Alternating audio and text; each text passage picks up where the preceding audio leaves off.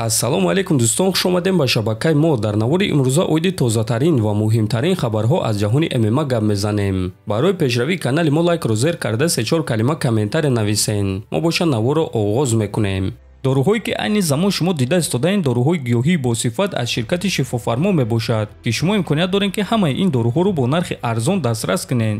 доруҳо барои хунукзадагӣ ва қавӣ кардани мардонагӣ, барои фарбе ва харобшавӣ, барои ришу мӯйсарбарорӣ, барои дарди дил, дарди мушакҳо ва ҳамчунин равғани сиёҳдона, ки пайғамбар саллаллоҳу алайҳи васаллам гуфта буд ки ба ғайр аз марг ба ҳамаи дигар дардҳо даво мебахшад. худи ҳозир ба номерҳои дар рӯи экран буда занг зада доруҳои даркории худро харидорӣ кунед ва ҳатман аз номи канали Паҳлавон гап занед. ҳамин гуна шумо ҳам доруҳои даркории худро ба даст меоред ва ҳам канали моро сахт дастгирӣ мекунед. инак дӯстон, чанд дақиқа пеш турнири UFC Fight Night ба анҷом расид, ки дар муҳорибаи асосии ин турнир ду ҷангвори вазни сабук, проспекти UFC Граунд Доусон ва ветерани UFC Боби Грин вохӯрданд ва ин муҳориба ҳамагӣ 35 сония идома дод. Боби Грин ба ин муҳориба андердог баромада даҳум рақами рейтингро дар 35 сония бо тариқи нокаути техникӣ шикаст дод ва ҳамин гуна яке аз апсетҳои сол кард. худи Боби Грин дар рейтинги вазни сабуки UFC набуд, аммо ба ин нигоҳ нокарда даҳум рақами рейтингро ба осонӣ шикаст дод. муҳорибаи пурраи онҳоро дӯстон дар телеграм канали мо Паҳлавон теҷа тамошо карда метавонед. ссилкаи телеграм дар описанияи ҳамин навор.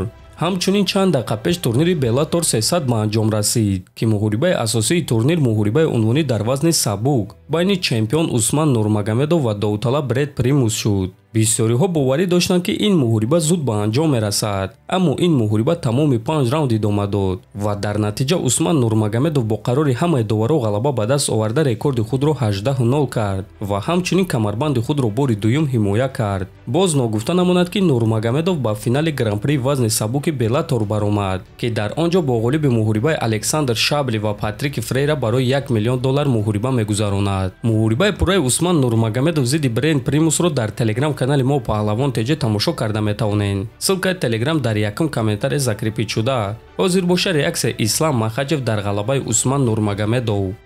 табрик додар. Усман Нурмагомедов просто ракета, навиштааст Махачев.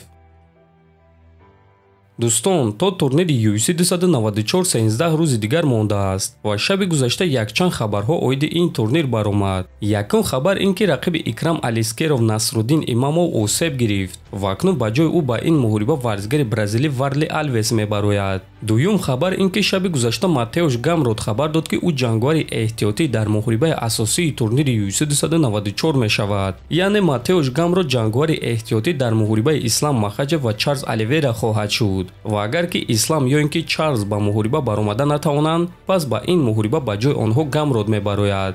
рӯзҳои наздик Матеуш ба Абудаби сафар мекунад ва ба монанди дигар иштирокчони ин турнир вазни даркорӣ мекунад ва баъд интизор мешавад. агар ки кӯмаки ӯ даркор шавад, пас ӯ ба муҳориба мебарояд. агар ки не, пас ба ӯ як миқдор маблағ медиҳанд. тамом. дар ҳамин ҷо дӯстон навори мо ба анҷом мерасад. фикра қидаҳотонро нависен, ҳатман дар канали мо обуна шавен. то боздид, хонободу сарбаланд бошен.